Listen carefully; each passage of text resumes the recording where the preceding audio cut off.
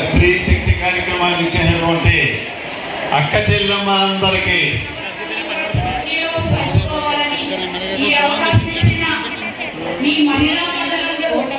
మహిళలందరికీ ప్రత్యేక నమస్కారం అండి.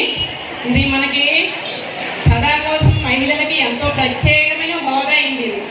మనకి మన గౌరవులైన ముఖ్యమంత్రి వర్యులకు నారా చంద్రబాబు నాయుడు గారు మనకి ఇచ్చిన సదావకాశం మనం వినియోగించుకోవాలి. Next super 6 super hit bus ఉచిత బస్సు ప్రకటించారండి. అదేవిధంగా సంక్షేమ పథకాలు తల్లికి వందనము, తర్వాత మనకి రైతు భరోసా సంక్షేమము, ఎన్టీఆర్ పెన్షన్, అతి ముఖ్యమైనది మొట్టమొదటిగా మనకి ఇచ్చింది ఏంటంటే పెన్షన్ ఇచ్చింది. మనకి నెగ్గగానే మనకు ప్రామిస్ చేసింది ఆయన పెన్షన్. తర్వాత తల్లికి వందనము, మనకి ముఖ్యంగా మళ్ళీ మన సూపర్ హిట్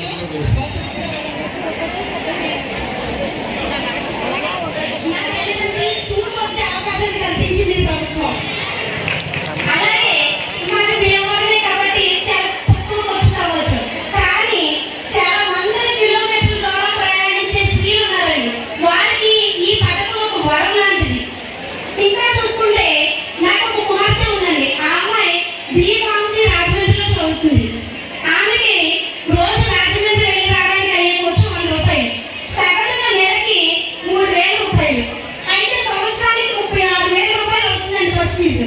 కానీ ఈ రోజు నా కుమార్తె ఆధార్ కార్డు తీసుకుని బస్ ఎక్కి వెళ్ళిపోతుంది. అంటే సంవత్సరానికి నాకు మిగిలినటువంటి ఆదాయం ఎంతంటే 36,000. ఆ తెలుగుదేశం పార్టీ ఏ పథకాన్ని రూపొందించినా అందులో ఖచ్చితంగా మహిళలకి పెద్దపీట వేశారండి. అలాగే ఈరోజు ఎన్టీఆర్ భరోసా అనే పేరుతో పెన్షన్లు 3,000 ఉండే పెన్షన్ని 4,000 చేసి ఒక భరోసా అనేది కల్పించారండి ప్రతి కుటుంబానికి. అలాగే భర్త చనిపోయిన భార్యకి వెంటనే పెన్షన్ ఇవ్వడం అనేది చాలా నిజంగా చెప్పుకోవాల్సిన విషయం అండి. ఇది దానికి కూడా నేను కృతజ్ఞతలు తెలియజేసుకుంటున్నానండి. ఇన్నాళ్ళు దీపం పథకం పెట్టింది కూడా మన చంద్రబాబు నాయుడు సార్ అండి. దీపం పథకం పెట్టి ఈరోజు మళ్ళీ ఆయన సీఎం అయిన తర్వాత మనకి ఉచితంగా గ్యాస్ సిలిండర్లు మహిళలకి ఇస్తున్నారు. 3 గ్యాస్ సిలిండర్లు ఉచితంగా ఇవ్వడం జరుగుతుంది. అలాగే స్త్రీలను గౌరవించండి అని చెప్పేసి ఇన్నాళ్ళు ఆర్టీసీ బస్సుల్లోని మనకంటూ ఒక సీటుని కేటాయించేవారు. ఆ సీటే కాకుండా ఈ రోజు నాడు మనకంటూ ఒక ప్రాముఖ్యతను ఇచ్చి మనకి ఈ పథకం ఏర్పాటు చేస్తుంది. ఈ బస్సు కాకపోతే తర్వాత బస్సు అయినా మనం వెళ్తాం. ఇప్పుడు డబ్బులు ఉన్నప్పుడు కొనుక్కున్నప్పుడు ఆ బస్సు నిండిపోతే తర్వాత బస్సు ఎలా ఎక్కుతాము. ఇదైనా అంతే. ఇన్ని బస్సులకి ఫ్రీ సర్వీస్ అనేది ఏం లేదు కదా. అది దయచి అందరూ అర్థం చేసుకుని దాంట్లో కూడా ఒక క్రమశిక్షణ అందరూ కూడా కేటాయించుకుంటాం. అందులో కొంతమంది తగ్గుతుంది. దానివల్ల మన పిల్లల పుస్తకాలకనో దేనికనో ఉపయోగించుకోవడానికి ఉపయోగపడుతుంది. దీనివల్ల మనకు అందరికీ ఉపయోగం ఉంది కదమ్మా. ఈ తెలుగుదేశం పార్టీలోనే మహిళలకు ముందు పీట వేస్తారు ఎప్పుడైనా సరే. ఎందుకంటే ఎన్టీ రామారావు గారి టైం నుంచి జరుగుతుంది మనకి మహిళలకి ముందు పీట వేయడం. మనకి మహిళలందరికీ కూడా సమాన ఆస్తి హక్కు ఇచ్చింది కూడా ఆయనే. తర్వాత మొదట డోక్రా పెట్టింది కూడా ఆయనే.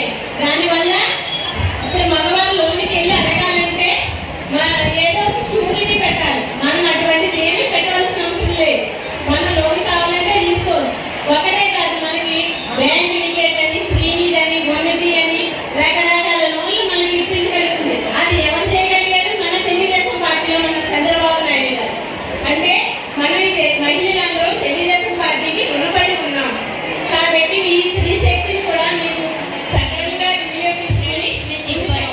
మనకందరికీ తెలుసు, స్త్రీ అంటే ఒక విలువ కలిగి ఉండాలని చంద్రబాబు నాయుడు చక్కటి ఆలోచన కలిగి ఉన్నారు. మరి అందరూ చాలా చాలా వివరించారు. నేను ముఖ్యంగా ఒక్కో పాయింట్ చెప్పుకుంటూ వెళ్తానండి. మరి ఈరోజు స్త్రీ శక్తి కార్యక్రమం అంటే ఏంటండి? బస్సు ఫ్రీగా ఎక్కడం. మనం ఇప్పుడు ఎక్కడ ఉన్నామండి? బస్ స్టాండ్లోనే ఉన్నాం. మనం ఫ్రీగానే బస్సు ఎక్కడం, ఫ్రీగానే స్వేచ్ఛగా కూర్చుని మాట్లాడుతున్నాం. మరి నిన్న మా పాప దగ్గర నుంచి ఇప్పటి నుంచి మరి ఎంత మాట్లాడి వచ్చానండి. మరి నేను కూడా ఫ్రీ బస్ ఎక్కే వచ్చాను. ఎక్కగానే ప్రతి స్త్రీ ఎన్నాళ్ళు ఏం చేస్తుంది, టికెట్ డబ్బులు తడుముకుండేది. పర్స్ ఎక్కడ ఉందో ఏదో హ్యాండ్ బ్యాగ్ తీసుకుని డబ్బులు ఇచ్చేవారు. ఇప్పుడు బస్సు ఎక్కగానే ఆధార్ కార్డు పెట్టుకోవడం, మీరు ఏదో పోస్ట్లోని మన చుట్టాలు ఎక్కినట్టు ఒకరి మొక్కలు చూసి ఒకరు నవ్వుకోవడం నాకు చాలా హ్యాపీ అనిపించింది. ఈవిడ కూడా ఫ్రీ బస్ ఎక్కింది, నాతో పాటు వస్తుంది, ఆధార్ కార్డు పెట్టుకొని వస్తుంది అన్న ఫీలింగ్స్, అంటే మనకు తెలియకపోయినా బంధుత్వం బాంధవ్యం ఈ ఫ్రీ బస్సులో ఏర్పడ్డాయి. చాలా హ్యాపీగా జర్నీ జరిగిందండి. మరి అలాగే చంద్రబాబు ఎంతో పండుగ వాతావరణంలో ఉంది. ఇలాంటి వాతావరణం ఈ 5 సంవత్సరాలు ఎప్పుడైనా ఉందా? ఉందండి, ఎప్పుడైనా ఉందా? అది మన కూటమి ప్రభుత్వం అంటే సాధ్యమైంది. అది మన చంద్రబాబు నాయుడు పరిపాలనలోనే, అది మన నియోజకవర్గ ప్రదాత, మన అభివృద్ధి ప్రదాత ఎవరండి? మన ఎమ్మెల్యే జ్యోతిష్రావు గారి వల్ల సాధ్యపడుతుంది.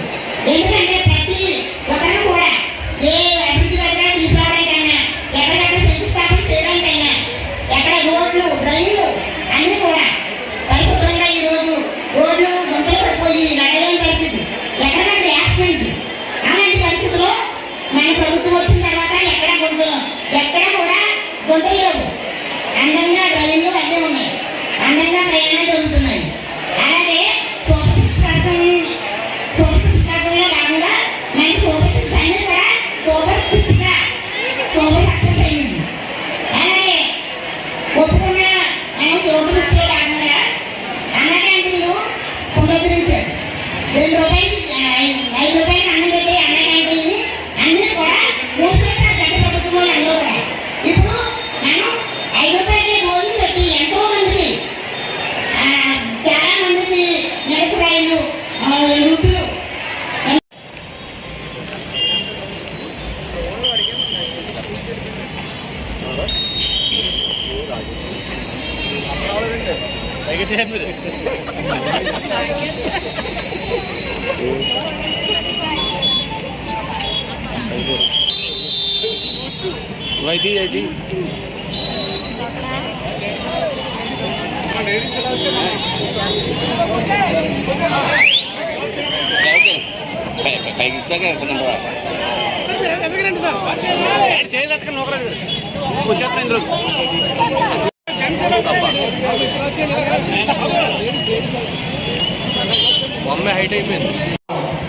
చక్కగా బస్సులో అందరూ కూడా ఉచితంగా ప్రయాణం చేస్తూ ఉన్నారు. వాళ్ళకి అక్కడ సాగట్లేదు. ఏసీ బస్సు కూడా ఫ్రీగా ఎక్కించాలి, మనకి ఎందుకు సివిల్ అయితే ఎక్కించాలి, కొన్నాటికి ఇచ్చారు. అంటే ఏం మాట్లాడుతున్నారో నాకు అర్థం అవ్వట్లేదు. మరి ఆయన ఒక పని చేయమందాం, ఆయన ఎక్కడికైనా హెలికాప్టర్ వెళ్ళేవాడు, విమానం మీద వెళ్ళేవాడు, చెట్లు కొట్టించేసేవాడు. ఇక్కడ దిగుతాం పాపం, ఆ చెట్టు ఏం పాపం చేసేవాడు తెలీదు. ఏ ఊరు వెళ్ళినా సీఎం హోదాలో చెట్లన్నీ కొట్టించేసేవాడు. పోయినా తిన్నట్టు విమానం మనం కూడా పంపుకుందాం, ఆ విమానం పేరు అందరికీ ఎక్కితే మనకు అభ్యంతరం లేదు. ఈవేళ ఏ పథకం చేసినా పేర్లు పెట్టడానికి ఉన్నారు తప్ప జగన్మోహన్ రెడ్డి గారు వేరే రకంగా లేరని చెప్పి కూడా తెలియజేస్తూ, ఇక్కడ మన కొంతమంది నాయకులు ఉన్నారు, ప్రతిదానికి ఏకల్లా అవుతూ ఉంటారు. ఎక్కడ వాళ్ళు చేసింది లేదు. ఇంతకుముందు అయితే మరి మనకి అంబేద్కర్ గారికి ఆయన పేరుతో విదేశీ విద్య, డాక్టర్ బాబాసాహెబ్ అంబేద్కర్ గారి పేరుతో విదేశీ విద్య పథకాన్ని ప్రవేశపెడితే ఆ పేరు తీసేసి వైఎస్ జగన్మోహన్ రెడ్డి విదేశీ విద్యను పెట్టుకున్నాడంటే ఇంతకన్నా దౌర్భాగ్యం ఏంటో నాకు అర్థమవుతుంది. ఆవేళ నోరెప్పుడోటువంటి వాళ్ళందరూ కూడా ఈవేళ ఇక్కడ పెన్షన్ తీసేస్తున్నారు, ఇక్కడ బస్సు లేదు, గోడం జరిగిపోతుంది అని చెప్పి రకరకాలుగా మాట్లాడుతున్నారంటే నిజంగా వాళ్ళకి 11 సీట్లకి పర్మిట్ చేసినా వాళ్ళకి బుద్ధి రాలేదంటే ఖచ్చితంగా భగవంతుడు ఆ 11ని 0 మారుతారు తప్ప వేరే కాలేజీ కూడా తెలియజేస్తూ ఆ శక్తి మీలో తప్ప వేరే ఎవరిలో కూడా లేదని చెప్పి మీ అందరికీ మరొకసారి తెలియజేస్తా ఉన్నాను. ఏది ఏమైనా ఈవేళ ప్రధానమంత్రి శ్రీ నరేంద్ర మోడీ గారి ఆధ్వర్యంలో శ్రీ నారా చంద్రబాబు నాయుడు గారు నాయకత్వంలో శ్రీ పవన్ కళ్యాణ్ గారు ఈ యొక్క తోడ్పాటుతో చక్కగా ఇవాళ మన రాష్ట్రాన్ని ప్రగతి పథంలోకి పట్టాలు ఎక్కించారు. అమరావతిని తిరిగి మొదలు పెట్టారు. విశాఖ రైల్వే జోన్ని శాంక్షన్ చేయించారు. పోలవరం ఇవాళ పరిగెడతా ఉంది. ఇవాళ మనకు అన్ని పనులు కూడా ఇవాళ చేసుకుంటూ ముందుకు జరుగుతా ఉన్నాం. కానీ మీలో చాలా మంది అనుకోవచ్చు, ఏటా ఎన్ని చేసి నాకే కాదు, మన పైన నాకే వచ్చింది, నా చేతులు ఏం పడిందని ఆలోచిస్తాం. కరెక్ట్ కాదు. ఏంటంటే మనకి ఆదాయం పెరిగితేనే ఎన్నో సంక్షేమ కార్యక్రమాలను ఎక్కువ పెంచుకోవడానికి అవకాశం ఉంటుంది. ఈవేళ హైదరాబాద్ ఆ వేళ చంద్రబాబు గారు హైటెక్ సిటీగా మారుస్తూ ఉంటే రాజశేఖర రెడ్డి గారు ఒక మాట, ఆ కంప్యూటర్లు కూడెడతాయి మన కానీ ఆ వేళ ఇలా కంప్యూటర్లే హైదరాబాద్ వచ్చి ఆదాయమే తెలంగాణకి 180% ఆదాయం ఒక్క కంప్యూటర్ల మీద హైదరాబాద్ మీద వస్తుంది. ఈవేళ మన ఇంటిలో మన వీధిలో ఎంతమంది హైదరాబాద్ ఉద్యోగాలు చేస్తున్నారో ఒక్కసారి మీరు ఆలోచించుకోండి. ఇవాళ హైదరాబాద్ ఎందుకు పెరిగింది? ఆ వేళ చంద్రబాబు వేసిన విత్తనం. అలాగే ఇవాళ మనకి అమరావతిని కూడా మనం పెంచుకుంటే అదే మనకు పోషిస్తుంది. అందుకని చెప్పి అమరావతి డెవలప్ చేసిన పోలవరంతో మొత్తం ఎక్కడ మంచినీళ్ళ సమస్య కానీ మొత్తం అన్ని రాష్ట్రం అన్ని జిల్లాలు సస్యశ్యామలం చేయాలన్నా మనకి నీరు కావాలి, మనకి హైటెక్ అంత విద్య కావాలి. ఇవన్నీ ఆలోచించే ఈవేళ చంద్రబాబు గారు ముందుకు సాగుతూ ఉన్నారు. దానికి మన మీ అక్క చెల్లెమ్మలందరూ ఇచ్చే సహకారంతో మరింత ఉత్సాహవంతంగా శ్రీ నారా చంద్రబాబు నాయుడు గారు, శ్రీ పవన్ కళ్యాణ్ గారు, శ్రీ నారా లోకేష్ గారు మరింత ముందుకు సాగుతారని మీ ఆశీస్సులు, మీ యొక్క తోడ్పాటు ఎల్లకాలం కూటమి ప్రభుత్వం మీద, నా మీద మీ అందరి యొక్క అభిమానం ఉండాలని చెప్పి మనసారా కోరుకుంటూ అందరికీ నమస్కారాలు. ముఖ్యంగా